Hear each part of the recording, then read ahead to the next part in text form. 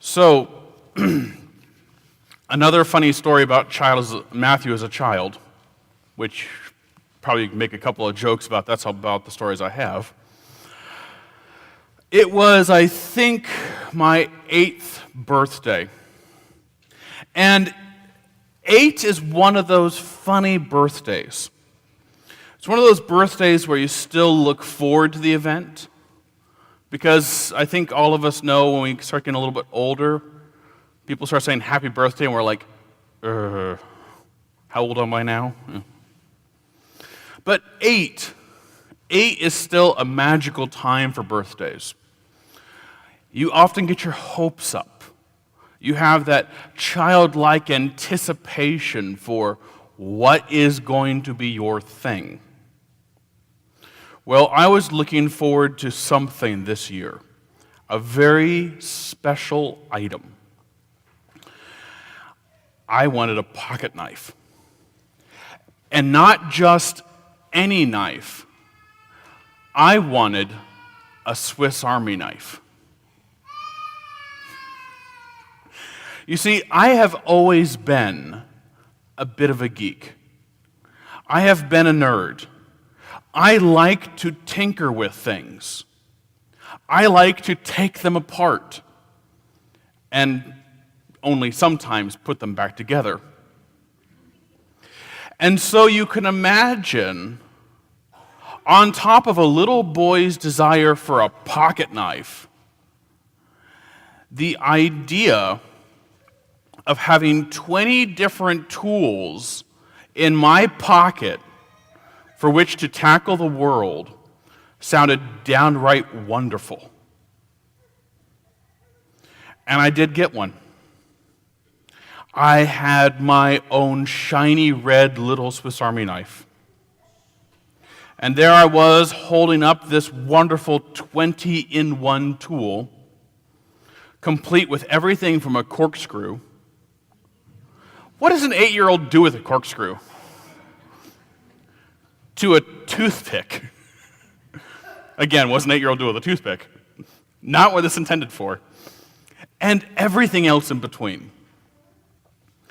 And for about a week, maybe 10 days, this was my most favored possession. It came with me to school. Those were simpler times. I would not suggest taking a knife to school these days. It came with me to church. It came with me to the dinner table. I think I even slept with it under my pillow. But I'll tell you something happened right around day 11. Somewhere in that 2-week time period, that Swiss Army knife began to lose its charm. I realized that that little Phillips screwdriver in the base wasn't the right size or length for many of the things I wanted to take apart. And that, again, as an 8-year-old, a nail file isn't a very cool tool. 8-year-olds don't do anything with nail files. In fact, many of the tools and the parts of that knife failed to live up to either my needs or my expectations. And so I found myself, rather than going to my Swiss Army knife, going back and raiding my father's toolbox whenever I wanted to tinker with something. And ironically, it wasn't even a very good knife without a locking blade. And then, as if to add insult to injury, after I had so desired this little red nugget, I also began to understand something very important. And that in addition to it being really a collection of poor tools, that this thing was 1.5 inches across. And that a 20-in-1 tool in your pocket is a very uncomfortable thing to sit on. And so in short order, I began to carry just normal tools. And my shiny new pocket knife went into my top drawer of my shelf. I loved it as something from my grandpa, but it was not something I carried with me. It was more important to have tools that were good for the task.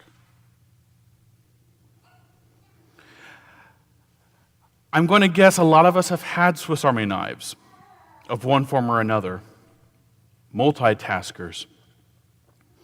And so thinking about those different things, let me ask you, have you ever had a time in your life when you tried to use too complex of a solution for a problem?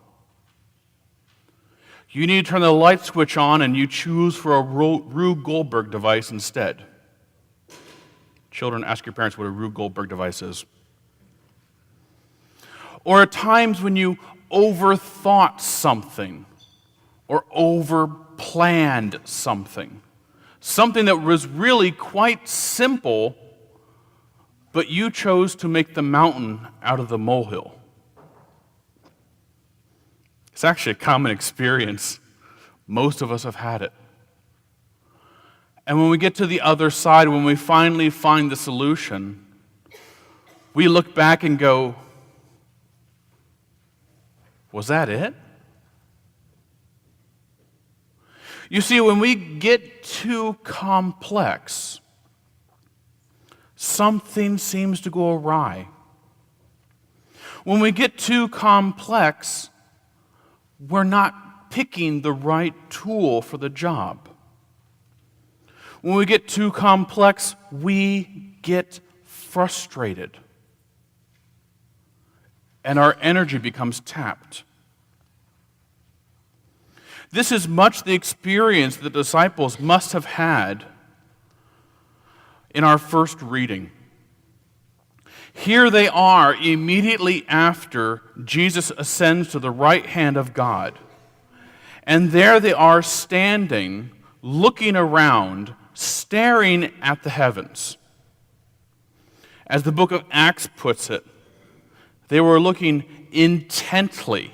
That's not a passive thing. They were looking intently up into the sky as Christ was going.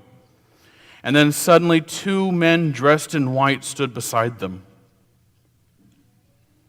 It makes you wonder, how long were they intently staring before the angelic messengers had to come and tell them, there's nothing more to see here, go home, leave, you're focusing on the wrong thing. Don't stare at the sky anymore, guys. Get back out there. Stop your intense staring and get to work. Again, you have to wonder how long they would have stood there focusing on the wrong thing rather than getting ready for the right thing. This is the week right before Pentecost, right before the birth of the church. There was something coming that they had to be ready for. And staring at the sky wasn't part of it.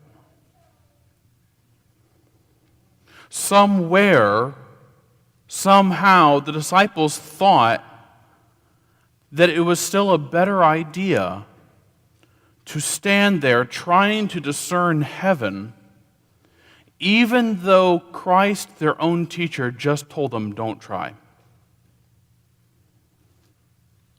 They somehow found that better than to get on with the work of moving from disciples to apostles and actually doing those things that Jesus told them.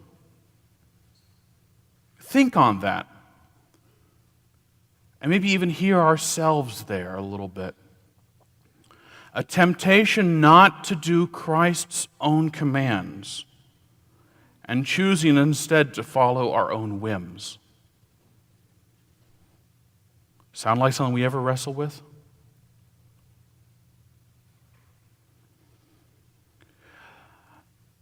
Thinking on that, Is it any surprise then when Peter writes that like a roaring lion, your adversary, the tempter, prowls around, looking for someone to devour? Distractions are out there. I think if you think about temptation, a lot of us think this, don't. Think distraction. Think something shiny that pulls your attention away. If we're all looking for horns and a pitchfork, we'll never see it. But a shiny object that draws our attention, there's a lot of those. Again, Peter writes, resist that.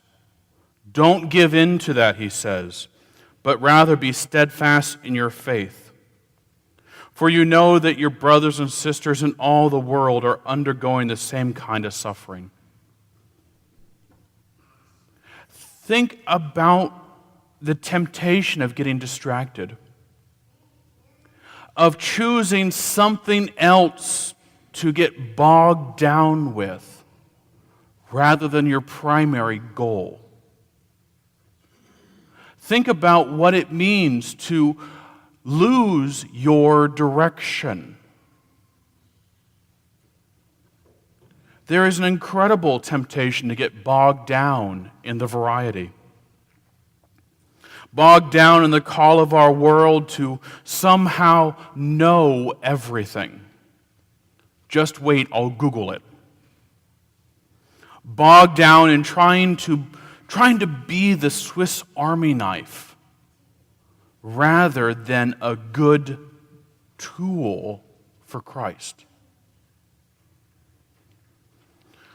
Truly, friends, as Peter writes, we are tempted and even encouraged to overly multitask, to have too many things, too many pots on the fire.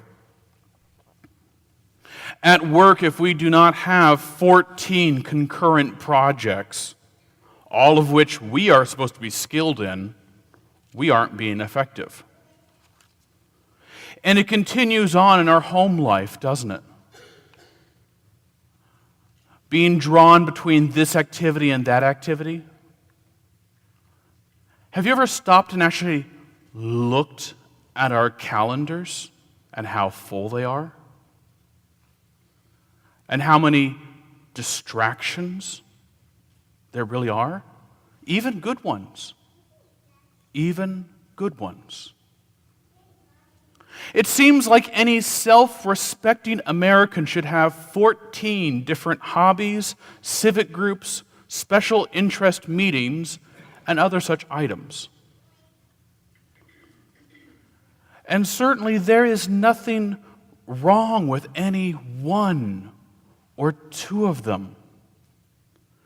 But when we try to do all of them, try to do everything, we are back again to that temptation of following the shiny. We are back again to that bulky Swiss Army knife in our pocket. We are a bunch of tools, and we do none of them well. So truly, friends, focusing on the wrong thing, or focusing on a selection of distracting things, can have a disastrous effect.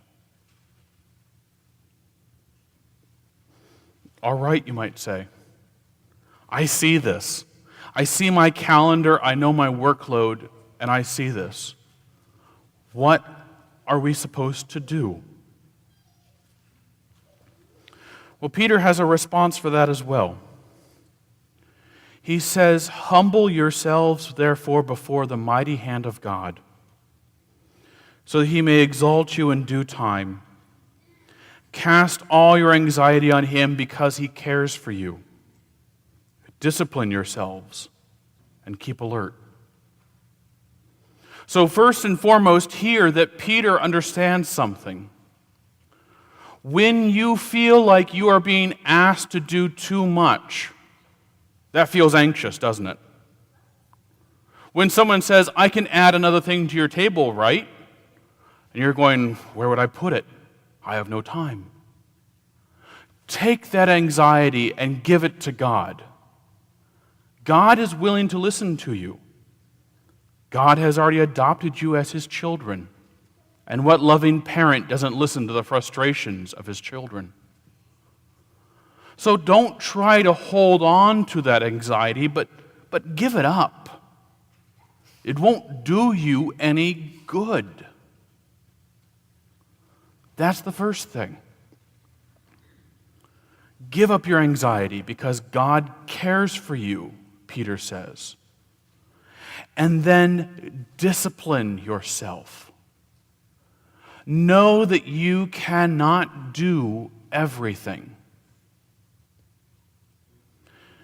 As one of my favorite Christians once said, do few things, but do them well.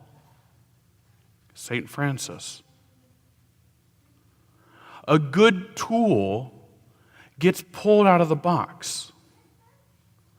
We all have our favorite hammers, screwdrivers, our best knife in the kitchen, and that fry pan that never fails us. And those we use. But we also all have that gadget our mother-in-law gave us last Christmas that's still in the package, don't we? Which type of Christian should we be? The tool that is used, the good, direct, focused implement for doing the work of God, or that jumbled mess that no one wants to take out of the package? I think we know. You know, a couple of years ago, that lovely brand Ford, I'm not going to get in the whole Ford Chevy thing, pick your sides, that's something else.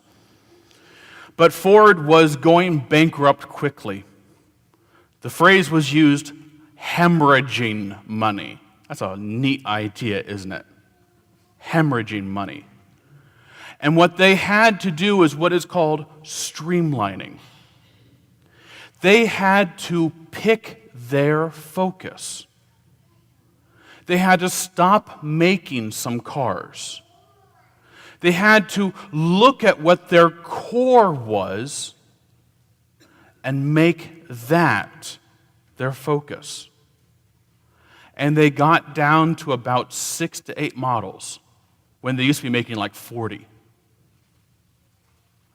And imagine what happened. They plugged the leak.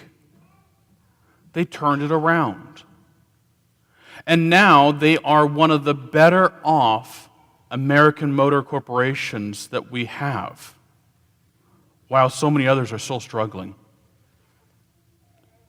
So friends, take it from the Gospels. Take it from epistles. Take it even from our business world. Streamline. Pick your focus. See what is important and what is extra. And let us focus on what is important. And as we are discerning that, let us be honest. For friends, Christ focused on the main thing. He focused what is important, and he put everything else on hold as his ministry took precedence. And Christ walked directly from the wedding of Cana to the cross of Good Friday without ever a waver. Let us see what happens when we choose to focus on our God-given goals. When we are ready to make the main thing the main thing, with a similar focus of mind, heart, and spirit. Let us remember again the main thing by coming together again to the Lord's table. Let us share together in the Lord's Supper, and herein we see ourselves as we truly are, imperfect children, loved and adopted by a loving God.